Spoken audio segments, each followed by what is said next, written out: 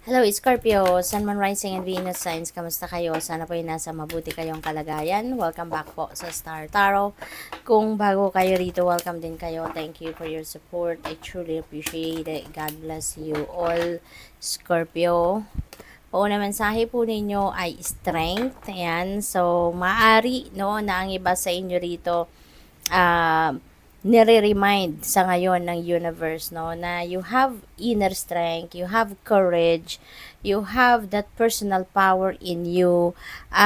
Innate yan sa ating lahat, no. Sometimes lang hindi natin yung ginagamit, hindi natin ina-activate. Kaya maring ganun ang sitwasyon sa ngayon ninyo, no, na kailangan ninyo siguro ng mga yan at this time sa inyong sitwasyon, kaya inaanyayahan kayo rito, no, nire-remind kayo na you have that personal power, you have that courage and strength, kaya gamitin ninyo yan, no, gamitin ninyo yan sa ngayon to your advantage. Okay, so what else? We have justice. Ayan, so maybe justice will be served, no, sa inyo sa ngayon. Probably ang iba sa inyo sa ngayon as well is merong pinaglalaban, no? Maaring meron kayong pinaglalaban sa korte or sa kahit saan man, ano?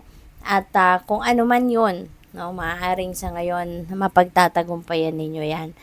Fair decision will be made, no? At maaaring 'yan ay magiging pabor sa inyo, no? Kaya 'yon ang promise sa inyo ng justice energy.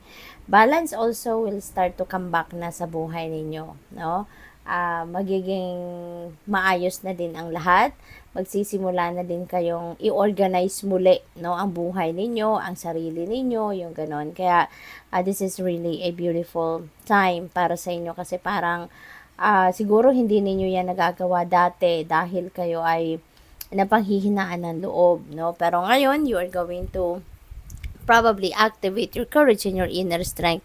Kaya magagawa na ninyo yung mga bagay na dati ay parang natatakot kayo, no? At makakatulong yan sa inyo ngayon na mabalanse na muli ninyo yung buhay ninyo.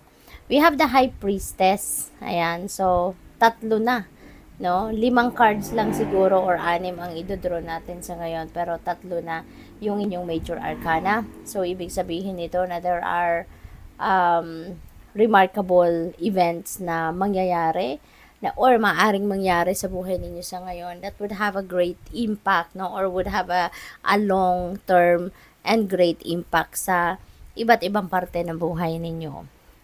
This is a time to pause and reflect, no.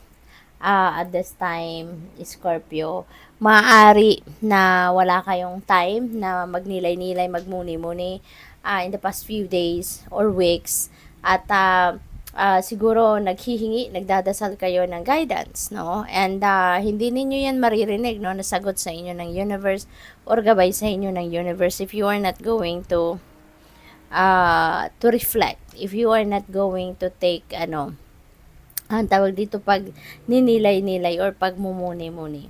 Okay? Kaya sinasabihan kayo sa ngayon na panahon na, no, para mag-reflect ka, dahil baka makaligtaan mo na, makalimutan mo na totally, no, yung sagot sa inyong mga dasal ng universe, lalo-lalo na kung ito ay mga hinihingi ninyong guidance, no, or confirmation, clear direction, yung mga ganon. Okay?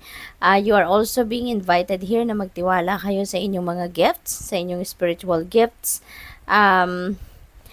dahil, kung ano man yung gabay, no, na pinapadala sa inyo, maaring yan ginagamit, no, or dinadaan ng universe ito sa inyong mga spiritual gifts. Okay?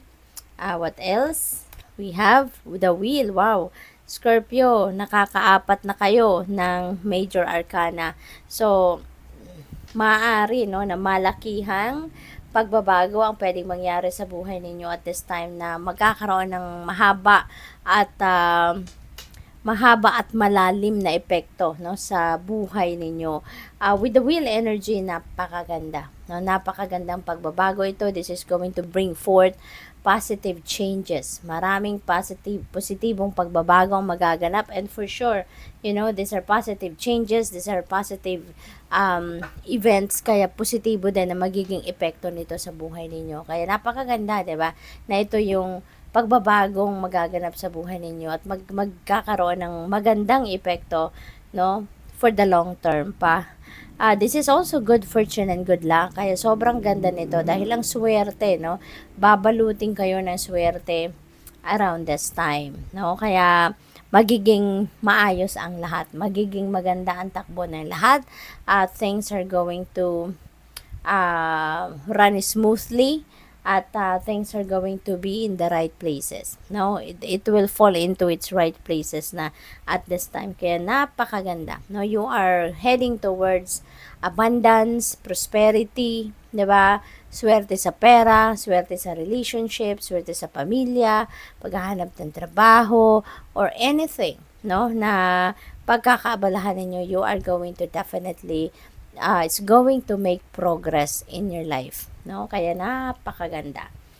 We have renewal. Holy moly, 5 cards na lang ang idodraw natin, at out of 5, 'di ba? 5 din, 'di ba? Major arcana.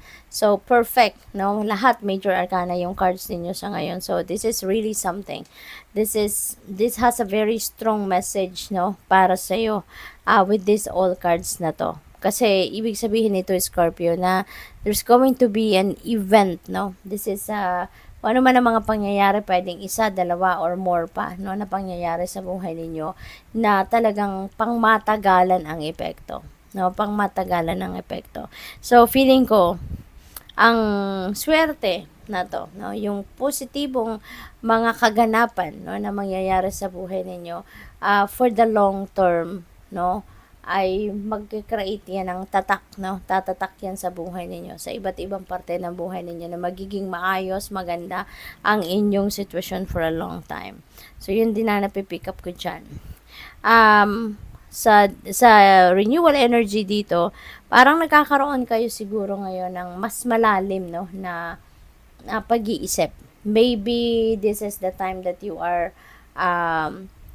thinking about your purpose in life. Ano kaya ang mission ko? Bakit ako nandito? Why am I here in this world? Ano ang mission ko? Ano ang purpose ko? Kasi maybe you are understanding na lahat tayo, no, na nandito sa mundo ay meron tayong purpose. Kaya tayo nandito. Meron tayong specific purpose. Meron tayong halaga. 'Di ba?